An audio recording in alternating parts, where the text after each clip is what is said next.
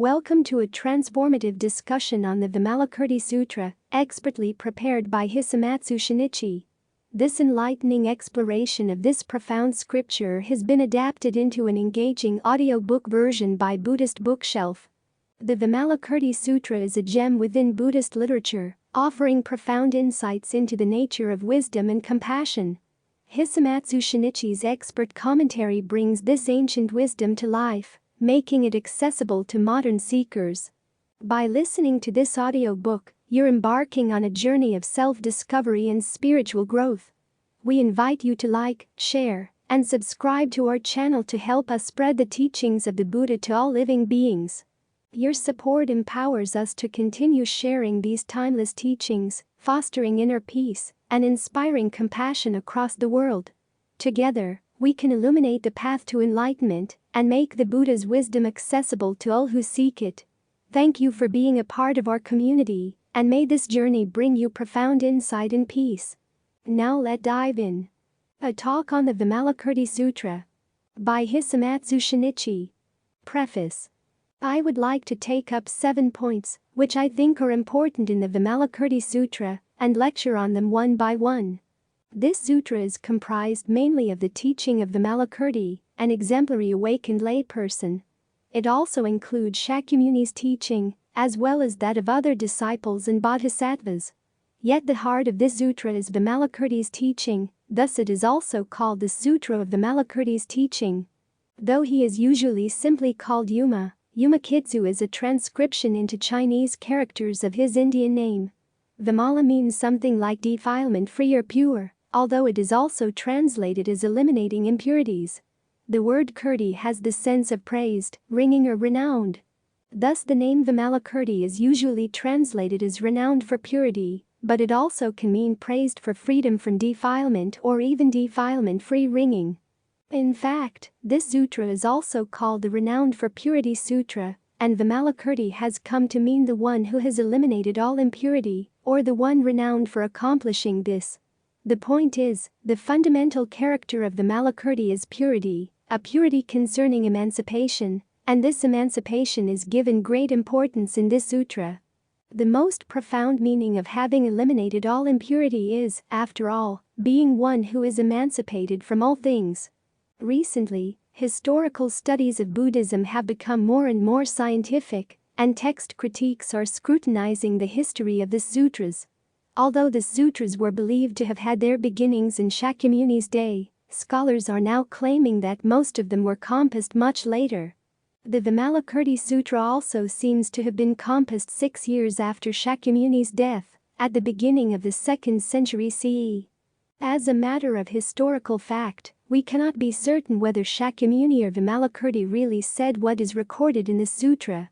But rather than focus on this problem of historical facts, let us focus on the content itself. I consider myself a Buddhist, but I neither approve of Shakyamuni's words nor think they are true simply because he is supposed to have said them. And, to be frank, I don't want to assume such things at all. My attitude is one of agreeing with what he said if it really convinces me, and if it doesn't, I will continue to doubt.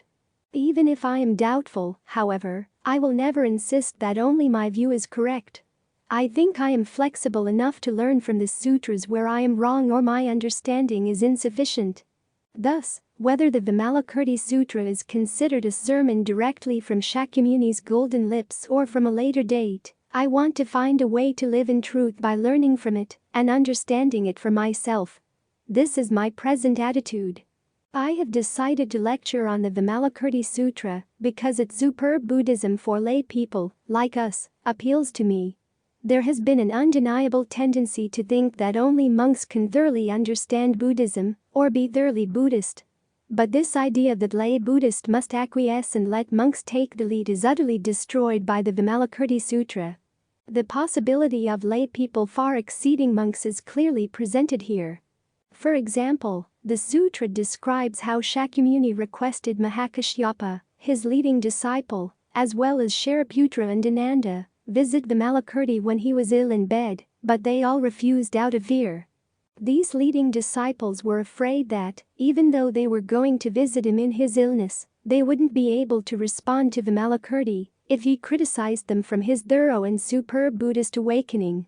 Thus, each of them submitted apologies to Shakyamuni, saying why he was unqualified to visit Vimalakirti. This is one place where the sutra indicates the possibility of a layman with a wife and children being a better Buddhist than monks. This has a great significance for lay people like us and allows us to really identify closely with the sutra. It is well known that Shotoku Taishi, Japanese prince, statesman, and devout Buddhist, 574–622, wrote a commentary on the Vimalakirti Sutra. I suppose he was deeply interested in this sutra, not just because he was a fine Buddhist, but because he was a lay person. We must now think about the meaning of lay Buddhism as at present and for the future. I have been working on this problem for years, and it comes down to this. Which is more fundamental, monastic or lay Buddhism? I am afraid my view will not be understood well without going into some detail, but my conclusion is that for true Buddhism, it is lay Buddhism that is fundamental, monastic Buddhism being only one of its particular forms. Speaking in terms of universality, monastic Buddhism can only exist based on the universality of lay Buddhism. Thus I think that lay people now are necessary, not conventional Buddhist monks. Is it even possible, given the present situation, to maintain conventional monastic Buddhism? Looking to the future, monastic Buddhism should be disbanded. In fact, it already is in the process of falling apart. Saying this, monastic organizations and monks may criticize and denounce me. But the actual fact is that monastic Buddhism has already virtually disappeared. Even if it can be said to still exist, what is truly worthy of the name monastic Buddhism has been relegated to one special corner of society. There may be hundreds of thousands of people called monks here in Japan, but it must be said that very few of them maintain the traditional ways of monastic life. Of course, they are not entirely responsible for this. There are other causes, so we can't blame the monks alone. But anyhow, that's the situation right now. If we think a little more seriously about this, we realize that monks today have to live their whole lives feeling somewhat inferior and constantly in anguish over being false. It's a real tragedy. In Zen, at least the people called Shiker Rashi, masters, are supposed to be authentic. But again, we must ask ourselves who really is authentic, and even if most of the masters are, what about the others? They, at any rate, are actually considered as second or third rate. I suppose such monks feel somewhat hopeless and are never satisfied. They can practice earnestly to become masters, but very few really accomplish this. And I'm afraid there will be fewer and fewer in the future. To make matters worse, a person who traveled in India and Sri Lanka a few years ago told me that people called masters here in Japan would certainly be considered totally depraved in Sri Lanka. They would not even qualify as monks if judged by the precepts of Theravada Buddhism. Thinking in the conventional way, there can be no salvation for lay people if there is no recovery of monastic Buddhism from the present situation. Needless to say, there would be no salvation for monks either. This is the problem for today's monks. Where in the world is the solution to be found?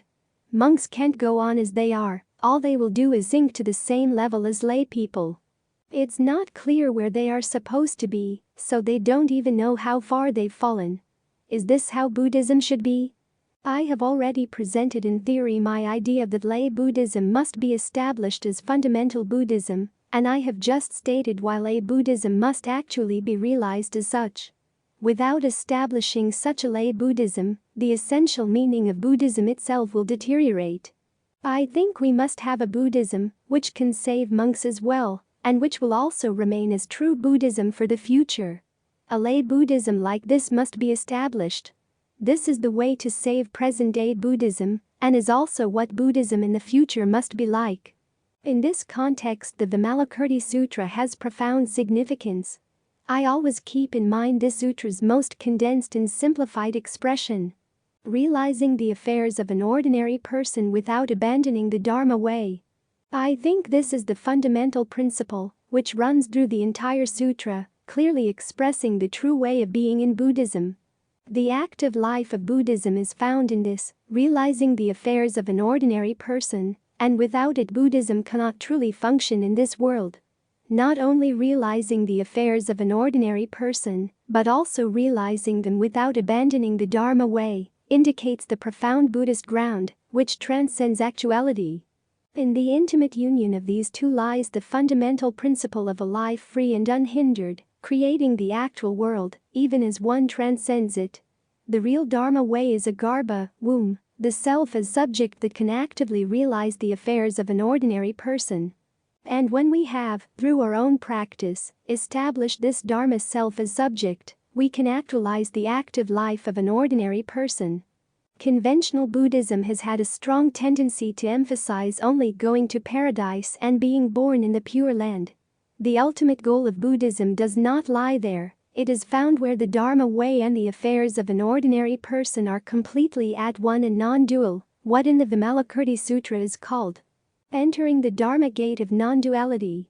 This expresses the true way of being in Buddhism, the goal of which is not to live in one world apart from this actual one, but to live where the actual and what transcends it are completely one. I would like to discuss this Dharma gate of non-duality as Buddhism's new true way of being. And I think this should be advocated not just as a true way of being for Buddhism, but for all human beings. In one sense, this can be called a new humanism. Our FAS Society's vow of humankind expresses such a way of being.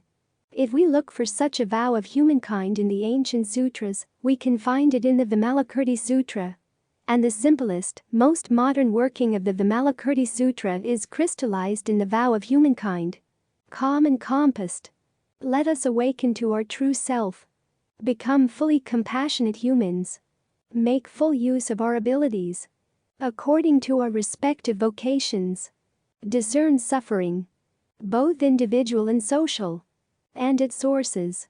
Recognize the right direction in which history should proceed. Joining hands as kin. Beyond the differences of race, nation or class. Let us, with compassion, vow to bring to realization our deep desire for emancipation and construct a world in which all can live truly and fully. Part 1. Sitting in complete repose. Realizing the affairs of an ordinary person without abandoning the Dharma way. In the first of 7 talks on the Vimalakirti Sutra, I would like to take up sitting in complete repose, Yenzuo, J.P. Enza, which is expounded in the Disciples chapter of this sutra. I have chosen to begin my lectures with this because Vimalakirti describes this sitting in complete repose as realizing the affairs of an ordinary person without abandoning the Dharma way, an expression mentioned in my preface. I think this expression is most essential in our practice of Buddhism. It is also a most appropriate expression for our ultimate way of being. Further, our FAS Society places importance on sitting upright, tanza, as part of our practice. So a clear understanding of the true meaning of this sitting upright, based on an in-depth study, is required to define a proper method for this important practice. Different people hold different views concerning the meaning of sitting upright, and in its long history, Buddhism has not actually confined itself to only one meaning. This makes it all the more necessary for us to clarify its true meaning. For the correct way of sitting upright, we usually think of the detailed instructions on the physical posture and mental attitude found in Zazen manuals, Zazengi. Dogen calls the condition of the mind and body realized in sitting upright, body and mind dropped off. It is generally referred to in Buddhism as nirvana or sunyata. This ultimate way of sitting upright means entering nirvana without destroying the body given to you by your parents. As the ultimate way of sitting upright, nirvana is not something that can only be attained after the death of the body. On the contrary, it is awakening in this world. The sitting upright, in which we awaken in this world, must not be limited to the physical posture and compassed mind prescribed in Zazen manuals. As the expression Dharma is free from form indicates, there is no physical form, no ideas, no mind or consciousness here. In short, it has to be formless in terms of both body and mind. Thus, in the Disciples chapter, Vimalakirti scolded Shariputra, who is sitting quietly in the woods, saying, sitting in complete repose means body and mind not appearing in the 3 worlds. Body and mind not appearing in the three worlds means that, being formless, there is no mental or physical form whatsoever. This is what I often call nothingness awakened to in the East, Toyoteki mu, nothingness that is self, or self that is nothingness. Since there is no body or mind, neither is there inside or outside, nor anything in between. Vimalakirti describes it as not abiding in the mind, nor outside of it. This is called sitting in complete repose.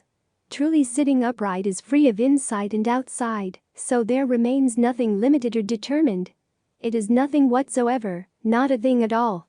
That is, the sitting upright self is beyond all determination, thus it can be absolutely free and self-determining. Being nothing at all, it is free from everything, from life and death, evil passions, from all conditions, even from the various Buddhas. This is what Buddhism calls the emancipated self. Sitting upright enables one to become liberated from all bonds. This is human liberation in the ultimate sense. Through this sitting upright we can become awakened persons who actually realize the Buddha nature. Various Buddhist expressions corresponding to the via negativa, such as returning to the origin in Kegon Buddhism, the going aspect in Pure Land Buddhism, and the gate of sweeping away in Zen, are no other than sitting upright in this sense. The simple expression opening our society's vow of humankind, calm and compassed, let us awaken to our true self, refers to this very self-awakening realized in sitting upright. However, if the self in sitting upright is merely dropped off body and mind, or simply does not let body and mind appear in the three worlds, it cannot yet be called true zazen. This, in Buddhism, nirvana and sunyata are sometimes considered simply as quietness or serenity without mental or physical substrate. But that is merely a vain sunyata, a barren nothingness, far from true nirvana. If nirvana is only that, it would have nothing to do with actual human activities, and would be just an escape. Sitting upright is often misunderstood in this way too, and Zen condemns it as the evil Zen of silent illumination, or as dwelling in the devil's cave. Soto Zen has a tendency to degrade into such a practice. That is why the Chinese Zen master Tahui, J.P. Dei Soko, 1089–1163, denounced it as the evil Zen of silent illumination, and more recently the Japanese Zen master Hakuin severely condemned it. Such Zen is indeed the Zen of the dead. Sitting so quietly without moving hands or legs, such corpses really are no different from trees or stones. Zen records sometimes describe the condition of zazen as being like trees and stones, but this is meant to express the no-self aspect of body and mind dropped off. It does not give the whole picture of the sitting upright self. This no-self like trees and stones must actually be oneself that is nothingness, becoming all kinds of ideas to work in real situations. This can then be the self as source of all actual activity. This self, which has dropped off body and mind, must be the utterly formless subject acting in unrestricted and complete freedom. Buddhism considers nirvana as the wisdom body, which means the self that is awakened to nirvana. It is called a body because it is self as the source, with a potential for engaging in all kinds of activities. Vimalakirti speaks of realizing all activities without abandoning nirvana. He means that nirvana is the self and all activity arise out of it. Thus, sitting in complete repose is not merely a total annihilation that makes body and mind disappear from the three worlds. The essence of sitting in complete repose is that nirvana without body and mind is realized our true self, and from this we creatively engage in all activities in The following statement in the Seeing Sentient Beings chapter refers to the same thing. All dharmas are established by being free from abiding ground. This is the true meaning of sitting in complete repose, and it is in this sense that we understand calm and compassed, let us awaken to our true self. Thus, to awaken to the true self is to awaken to the formless self, which works while creating all forms, just like the great ocean, formless in the sense that it is free from the form of the waves, makes all form of waves appear on the surface without leaving a trace.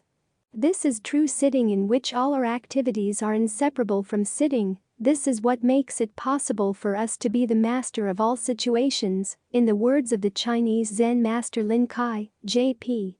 Rinzai Gaijin, D. 866. The Song of Awakening says, walking is Zen, sitting is Zen, speaking, silent, moving, staying, I am always at peace.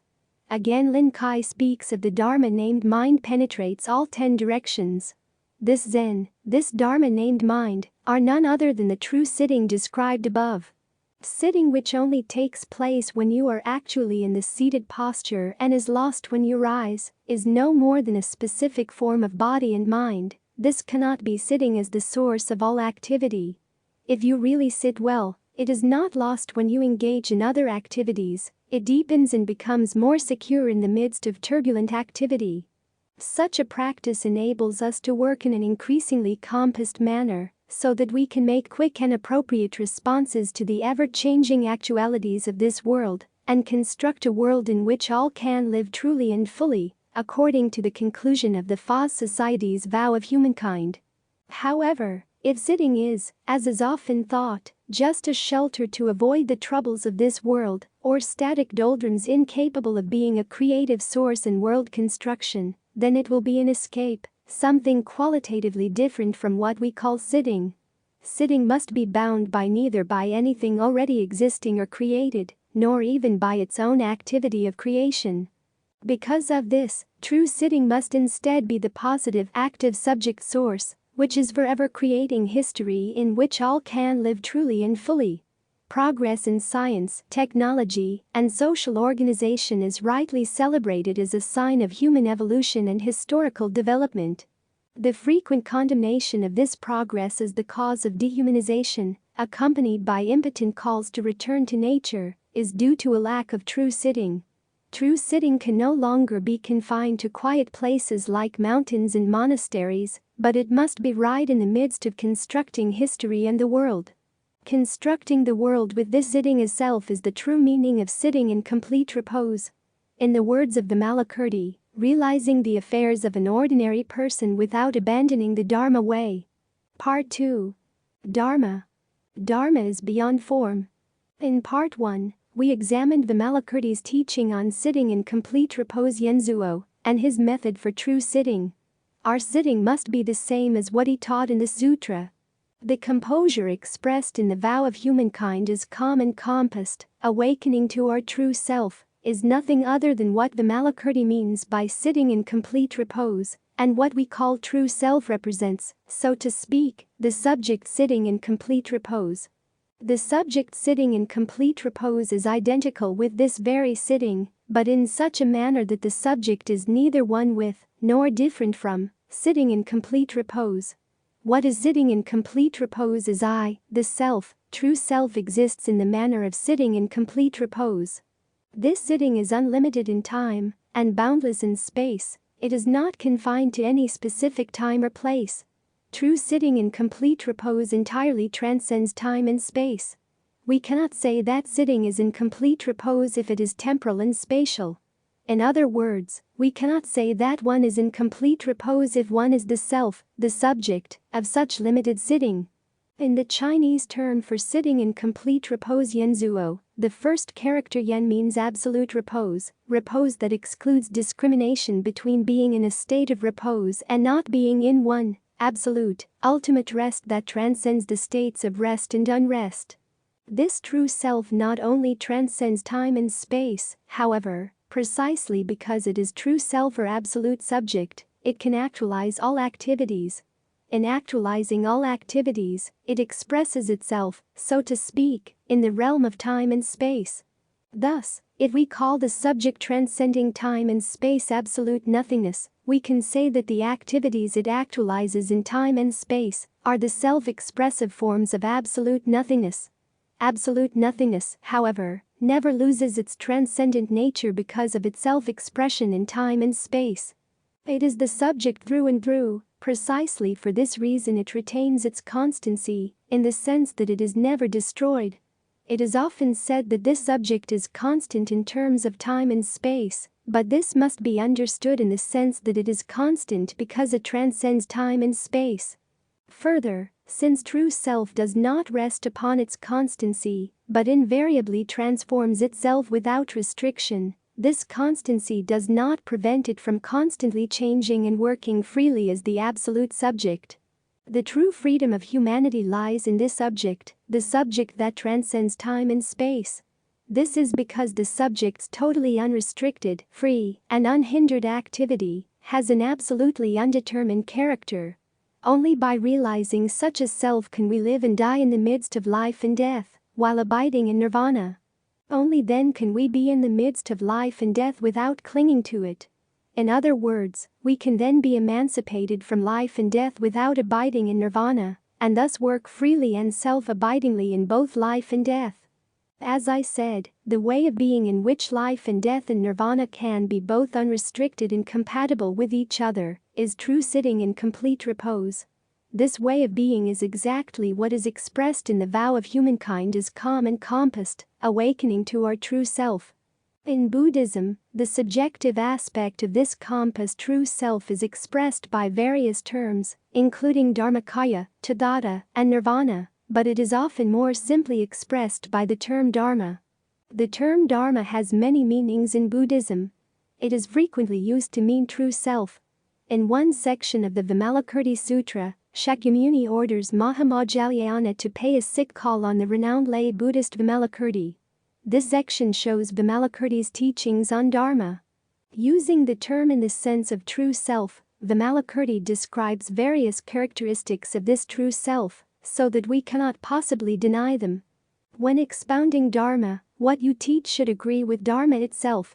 Dharma is without living beings, because it is free of the dust of living beings. It is without ego, because it is free of the dust of ego. It is free from life, because it is beyond life and death. It is without individuals, because it has both the preceding and succeeding limits cut off. Dharma is always tranquil, because it has tranquilized all forms. It is beyond form, because it has no externals to rest upon. It is inexpressible, because it is beyond word and speech. It is inexplicable, because it transcends all mental activity. Dharma is formless like empty space. It is beyond verboseness, because it is empty of words. It is beyond egoism, because it is free of the habitual notion of possession. It is free from discrimination, because it is free of mind, thought, and consciousness. It is incomparable, because it is beyond all relativity. It is not subject to causes, because it does not conform to conditionality. Dharma is identical with Dharma nature, which finds itself in every Dharma. It conforms to suchness, because it has nothing to conform to. It abides at the culminating point of reality, unperturbed by the limits of duality. It is immovable, because it is independent of the 6 objects of sense. It is without coming and going, because it abides nowhere. Dharma conforms to what is empty, formless and non-intentional. It is beyond beauty and ugliness. It neither increases nor decreases. It is beyond creation and destruction. It has no root source to return to. It is beyond the 6 sense organs of eye, ear, nose, tongue, body, and mind. It is without high or low. It is eternal and immutable. It is beyond contemplation and practice. This is the way Vimalakirti preaches the forms or characteristics of Dharma. Mahamajjhalayana, however, flatly refuses Shakyamuni's request to pay a sick call on Vimalakirti because he does not feel qualified. Mahamajjhalayana explains that one day, when teaching Dharma to lay Buddhists in a square at Vaisali, Vimalakirti, who lived in the city, came along and silenced Mahamajjhalayana by preaching what was just quoted above. When it comes to teaching Dharma, the most important question is what kind of Dharma you teach. Mahamajjhalayana was teaching a Dharma that Vimalakirti criticized. When expounding Dharma, what you teach must agree with Dharma itself. To truly teach Dharma, you should be aware that it really is inexplicable. A Dharma that can be taught is not the true Dharma. The true way of teaching Dharma must be based on the full realization of its inexplicability. Such was the Dharma Vimalakirti taught Mahamajjhalayana. As I have spoken about the forms of Dharma, you might think that Dharma is something determined. But by its true nature, Dharma is not determined by anything. In fact, Vimalakirti here expounds that Dharma is not limited by anything. So, We can see that he uses ordinary and relative words as an opportunity to teach that. This is an important point. It has to do with Vimalakirti's compassion. Criticizing the common notion of the Dharma containing living beings, Vimalakirti says, Dharma is without living beings because it is free of the dust of living beings. True Dharma, also called pure Dharmakaya, is totally free of dust, like a crystal free of all impurity. It has no living beings or Buddhas at all. After all, what is called dust indicates limited, relative being, separated from the absolutely undetermined subject. Thus, if a living being extricates itself from dust and awakens to the absolutely undetermined, original subject, it is one with Dharma. That Dharma is without ego means that it is free of the dust of ego. What we normally consider to be ourself is just dust, nothing more. Dharma is without distinction between determined self and other. It is free from spirit and mind in the form of self-consciousness, as well as from the body. Thus, self that is beyond the dust of ego is Dharma, and this self qua Dharma is free from the dust of ego.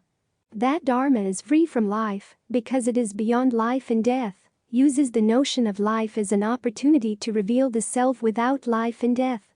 Usually we associate our life with a limited lifespan. This is because our life is really life and death. Since it is impossible for the absolutely undetermined Dharma to have life and death, it must be without a life that begins with birth and ends with death. And yet it lives without life and death, and this life without life and death is Dharma. In Buddhism, such a life is described as not created, not destroyed, as life without measure. Living and dying, this life without life and death does so beyond life and death. In its true form, Dharma abides in nirvana in the midst of life and death. It lives and dies while abiding in nirvana. It is without individuals, because it has both the preceding and succeeding limits cut off. If Dharma has a preceding or succeeding limit, it would be distinguished from beings beyond that limit. An individual with a body and mind within a certain time and space is not Dharma. That Dharma has both preceding and succeeding limits cut off means that it has no distinction between past, present, and future, no boundaries between past and present and future, back and front, right and left. In other words, true Dharma is absolutely equal and uniform, transcending all discrimination and distinction. Thus it has no limits at all, no delimited individuals whatsoever. The descriptions quoted above indicate that true Dharma or true self is the absolute subject that goes beyond individual, relative beings such as living beings, egos, lives, and individuals. True Dharma is not, however, a mere transcendent and emancipated being. It is true self, and as such it works actively and positively in the midst of life and death beyond all limits. Dharma is always tranquil, because it has tranquilized all forms. This describes the absolute tranquility of Dharma. If we have any fixed form, even a speck of dust, we are disturbed. Even when we practice sitting in zazen, our zazen is not tranquil if it has any element of body or mind. Absolute, true tranquility should have nothing at all, it should be nothing whatsoever. Such tranquility does not exist in the world, it is absolute composure in which the true self finds itself. Only the true self can be tranquil in the ultimate sense of the term. At the same time, if we realize that all forms are the activities of true self, then we realize that those forms are Dharma. This is what is meant by Dharma has tranquilized all forms. Dharma is beyond form, because it has no externals to rest upon. It is inexpressible, because it is beyond word and speech. It is inexplicable, because it transcends all mental activity. This also concerns formless self. That it has no externals to rest upon means that it affords nothing to grasp or hold, nothing to see with our eyes, think with our minds, or take up in our hands. Inexpressible and inexplicable, true self is only known by awakening to it. Because it is often spoken of as beyond word and speech, free from all mind movement, it transcends all discrimination. Because of such inexplicability, Dharma has traditionally been described with the metaphor of empty space, since it is formless, while also realizing all forms in it, without being restricted by the forms it creates. This is just a metaphor, however, unlike Dharma, Empty space does not awaken to itself. Such a living empty space must be myself. But what is it like, this living empty space, this self beyond word and speech, free from all mind movement? That is the question. Dharma is formless like empty space. It is beyond verboseness, because it is empty of words. It is beyond egoism, because it is free of the habitual notion of possession. It is free from discrimination, because it is free of mind, thought, and consciousness.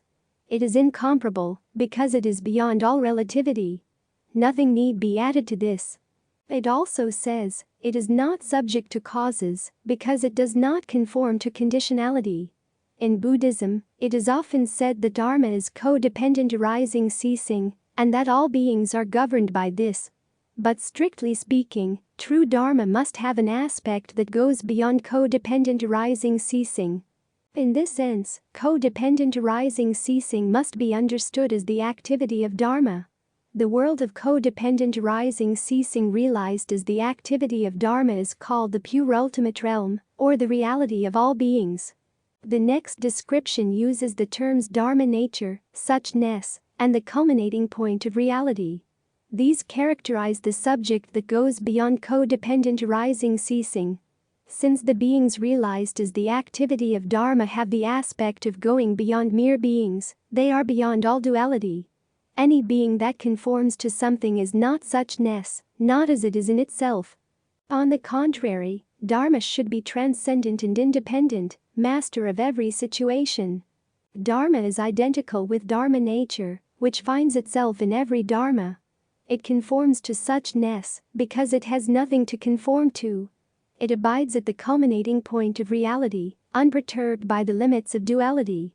The culminating point of reality represents the true limitless limit, in the sense that it has both the preceding and succeeding limits cut off, as explained above. It moves all dualities without being perturbed by the limits of duality, and thereby establishes all beings. Thus, all beings, established by the culminating point of reality, are limited being as the culminating point of reality, and vice versa. We can therefore say that Dharma is immovable, because it is independent of the six objects of sense. It is without coming and going, because it abides nowhere. This seems to contradict the previous description of abiding at the culminating point of reality. But to abide nowhere is to abide at the culminating point of reality, and to abide at the culminating point of reality is to abide nowhere, i.e., to go beyond time and space. Therefore, Dharma comes and goes freely without coming and going. It does not move an inch even as it comes and goes. Dharma conforms to what is empty, formless and non-intentional. Dharma is itself empty, formless, and non-intentional, therefore, it truly accords with everything, without conflicting with anything. Thus, Dharma is the unity to which all things are ultimately reduced, but it is not attached to such unity. Thus, it is said, all beings return to unity, but this unity never embraces itself as unity. Dharma is beyond beauty and ugliness. It neither increases nor decreases. It is beyond creation and destruction. It has no root source to return to. It is beyond the six sense organs of eye, ear, nose, tongue, body, and mind. It is without high or low. It is eternal and immutable. It is beyond contemplation and practice. Such is Dharma, our true self. Of course, Vimalakirti teaches other things in this sutra, but at least we can say that, for Vimalakirti, every word and speech is Dharma, because he teaches Dharma on the basis of Dharma itself. Otherwise, teaching and listening to Dharma is like trying to find fish up in a tree. Dharma is itself awakened body. It can only be realized by awakening to itself. We must, by all means, awaken to Dharma, our true self. Part 3. Buddha land. As mind is pure, the Buddha land is pure. Buddhism has developed various theories concerning the pure land and the Buddha land, i.e., the way of being of the world. The Vimalakirti Sutra deals with this subject in its first chapter, on the Buddha land. The ultimate goal of the Fa Society's vow of humankind is to construct a world which is true and happy. I suggest that this is closely related to the Pure Land expounded in the Vimalakirti Sutra. Thus, here I would like to consider how the Pure Land and Buddha Land are described in this sutra. The Buddha Land chapter is centered on the Dharma teaching that Shakyamuni preaches in response to the question presented by Ratnakara, son of an elder. First, we will look at the main sections of this preaching. The Buddha said, Ratnakara, the whole body of living beings is the land where a bodhisattva attains Buddhahood. Why is it so? Because a bodhisattva becomes the holder of a Buddha land as long as he invigorates living beings, because he takes hold of a Buddha land whenever living beings are educated, because he possesses a Buddha land while living beings, entering the Buddha land, are initiated into the Buddha's wisdom, because he is furnished with a Buddha land as far as living beings, entering the Buddha land, develop the power of being a bodhisattva. Why is it so? The reason is that bodhisattvas are furnished with their Buddha lands because they give rise to their activities solely for the benefit of living beings. For instance, one can build a house at will on vacant ground without difficulty, but in empty sky one cannot. It is the same with bodhisattvas. Because they want to bring living beings to maturity, they seek to have a Buddha land, which cannot be sought in empty sky. Ratnakara, you should know that the straightforward mind is a bodhisattva's purified Buddha land. When he attains Buddhahood, guileless beings will enter that land. Firm determination is a bodhisattva's purified land. When he attains Buddhahood, beings equipped with roots of virtue will enter there. So, Ratnakara, a bodhisattva begins practice according to his straightforward mind. As soon as he practices, he gains firm determination. The moment he gains firm determination, he keeps his thoughts under control. As he keeps his thoughts under control, he is in like behavior. As he is in like behavior, he ripens occasions for beings to attain awakening. Whenever he ripens occasions for beings to attain awakening, he has expedience. As he has expedience, he has living beings purify themselves. The moment living beings are purified, the Buddha land is purified. As soon as the Buddha land is purified, the discourse is purified. As the discourse is purified, wisdom is purified. As wisdom is purified, his mind is purified. As his mind is purified, all the merits are purified. Therefore, Ratnakara, a bodhisattva who wants to purify his Buddha land, should make efforts to fully purify his own mind. Because, as the bodhisattva's mind is pure, his Buddha land is pure. The Buddha land spoken of in the Vimalakirti Sutra is expressed by the famous words at the end of the above quotation. As the bodhisattva's mind is pure, his Buddha land is pure. As this phrase indicates, the Buddha land or pure land is not to be sought either in a special realm spatially separated from this actual historical world or in the so-called afterworld. Rather, it signifies that if only our mind is truly pure, this historical world of actualities, just as it is, immediately becomes the pure land right here and now, or more precisely, it originally is the pure land. Contrary to the common belief, heaven or the pure land is not outside our actuality. This world, just as it is the pure land. The pure land, just as it is this world. That's the authentic Buddhist worldview. What, then, does as the bodhisattva's mind is pure mean? As we already saw in the previous sections, sitting in complete repose in Dharma is beyond form, the purest state of our mind is truly empty, and thus it is called pure Dharma body, Dharmakaya. Actually, however, this pure Dharma body contains no body or land. The supposed body and land are one, so to speak, and at the same time this one is empty. Awakening to the empty Dharma is called the Buddha body. The place of this awakening is called the Buddha land. Therefore, there is no Buddha land outside of the Buddha body, and no Buddha body outside of the Buddha land. This is grounded on the fact that Dharma has a single form, which is no form. It is said that Vimalakirti's house was completely empty when Manjusri paid a sick call on him. This empty house most directly points to the character of the true Buddha land. Because the Buddha land is completely empty and formless, whatever has form falls short of being the true Buddha land. The phrase as the bodhisattva's mind is pure, his Buddha land is pure, also indicates such ultimate purity. It is not a purity relative to impurity, and furthermore, It contains nothing whatsoever to be designated pure. Indeed, it must be called purity beyond the duality of purity and defilement. Thus, we don't need to wait or move elsewhere to reach the Buddha land. All we have to do is make our mind pure in the true sense of the term. Then, the very time and place where we are immediately becomes the Buddha land. And if this time and place immediately becomes the Buddha land, it is no longer confined to that particular time and place. Then and there, the absolutely undetermined Buddha land perfects itself. Actually, the phrase bringing living beings to maturity means this way of perfecting of the Buddha land. To construct the Buddha land is to bring living beings to maturity. In other words, taking hold of a Buddha land means that the Buddha has awakened. That the Buddha has awakened means that the empty pure land is achieved. Precisely because the pure land is achieved, living beings enter there. By building the Buddha land, the Buddha practices compassion for living beings. In short, precisely because the Buddha has taken hold of a Buddha land, living beings can enter there. The Buddha land in the ultimate sense of the term must be such a formless Buddha land whose body and land are not two.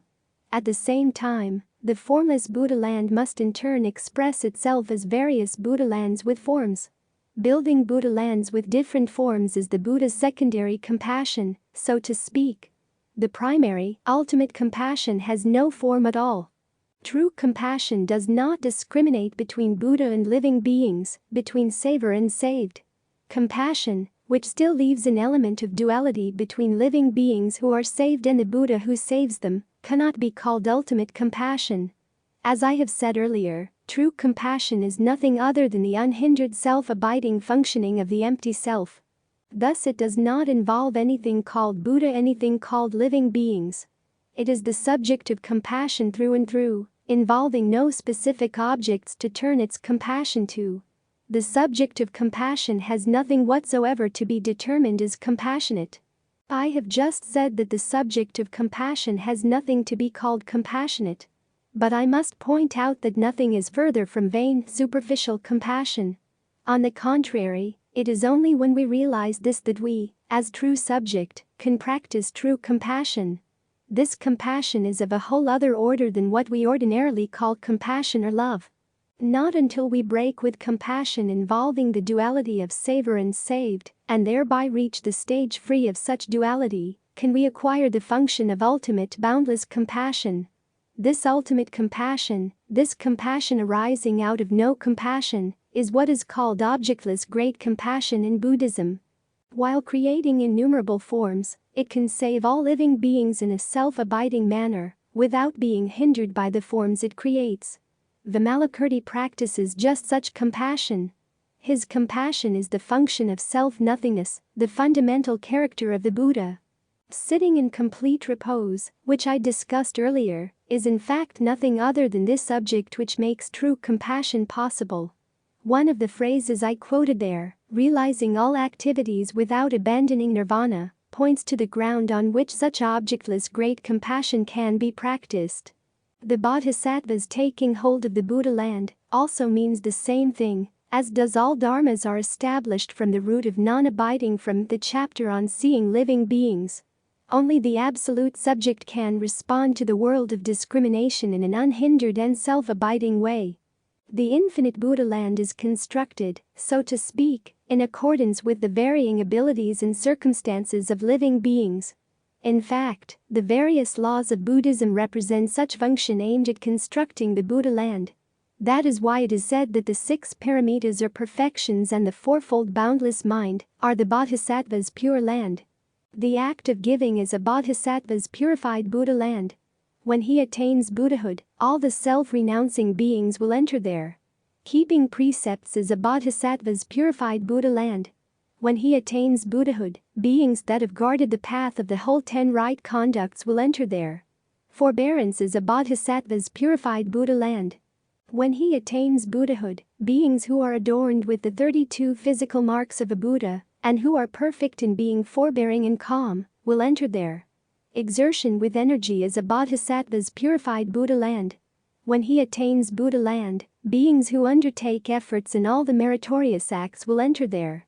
Deep thought and self-concentration is a bodhisattva's purified Buddha land. When he attains Buddha land, beings that are compassed in mindfulness and self-possession will enter there. Wisdom is a bodhisattva's purified Buddha land. When he attains Buddhahood, beings that are established in truth will enter there. The fourfold boundless mind is a bodhisattva's Buddha land. When he attains Buddha land, beings that bide at once in the states of friendliness, compassion, joy and disinterestedness will enter there. In this way, all practices of building the Buddha land arise out of objectless great compassion, and precisely therefore it may be said that the 6 paramitas are reduced to 1. If they are only mutually independent methods of practice, they are not ultimate practice. The establishment of the 6 paramitas must be the establishment of the one ultimate paramita, and at the same time, the one ultimate paramita must be the function of the empty subject with objectless great compassion. 6 paramitas not based on such a paramita are nothing but Hinayana paramitas. Each of the 6 paramitas, charity, discipline or others, must be an access to the one ultimate paramita. If charity remains charity in the ordinary sense, it cannot be called Mahayana charity. Only when it arises out of the one ultimate paramita can it express the whole and thus establish it, though remaining a particular paramita. At the beginning of the first quotation above from the Buddha land chapter, it said, "The whole body of living beings is the land where a bodhisattva attains Buddhahood." After all, this is the same thing as what I have just said. Because living beings exist in this world, the Buddha constructs the Pure Land. It is established by the Buddha, but it is entirely for the benefit of living beings, through it we can enter the Buddha land. Living beings represent, so to speak, the fundamental motive for the Buddha's secondary practice of compassion. Therefore, the next expression becomes the holder of a Buddha land, as long as he invigorates living beings, means the same thing. It continues, however. Why is it so? The reason is that bodhisattvas are furnished with their Buddha lands because they give rise to their activities solely for the benefit of living beings. But this refers to the secondary compassion expressed as forms. All such forms are, needless to say, based on the primary formless compassion. At the same time, the metaphor that follows reveals the most positive dynamic character of this secondary compassion with forms. For instance, one can build a house at will on vacant ground without difficulty, but an empty sky one cannot. The word vacant in vacant ground refers to the absolute, non-discriminating formless dharma. But if this vacancy is only literally empty and formless, no palaces or houses could be built there. Such literal emptiness is represented by the term empty sky. On the other hand, the vacant ground mentioned here, though it is absolute, non-discriminating formless emptiness, is the ground of creation, empty yet containing infinite discrimination. It has such rich contents of absolute being that any kind of house can be built on it at will. Thus, the primary formless compassion is the subject, and it constructs on the basis of itself the secondary compassion, which is capable of creation and has a character of absolute being. This is indicated by, because they want to bring living beings to maturity, they seek to have a Buddha land, which cannot be sought in empty sky. The two statements, the straightforward mind is a bodhisattva's purified Buddha land, and firm determination is a bodhisattva's purified land, indicate objectless great compassion, the fundamental motive for construction of the Pure Land, in both aspects of one and many. As indicated by the words, the straightforward mind is the place of the Great Way, Bodhi Mandala, in Chapter 4, on the Bodhisattvas, the straightforward mind refers to our very awakening to our true self. It means the same thing as sitting in complete repose in Dharma. As indicated by the words that follow.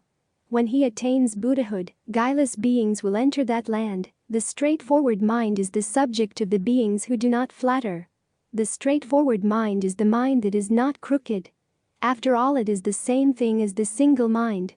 On the other hand, firm determination points to the infinite contents of the straightforward mind, as we can see from the sentence that follows. When he attains Buddhahood, beings equipped with roots of virtue will enter there.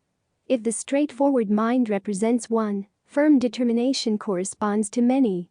Thus we can say that these two indicate that one, just as it is many, many, just as they are one.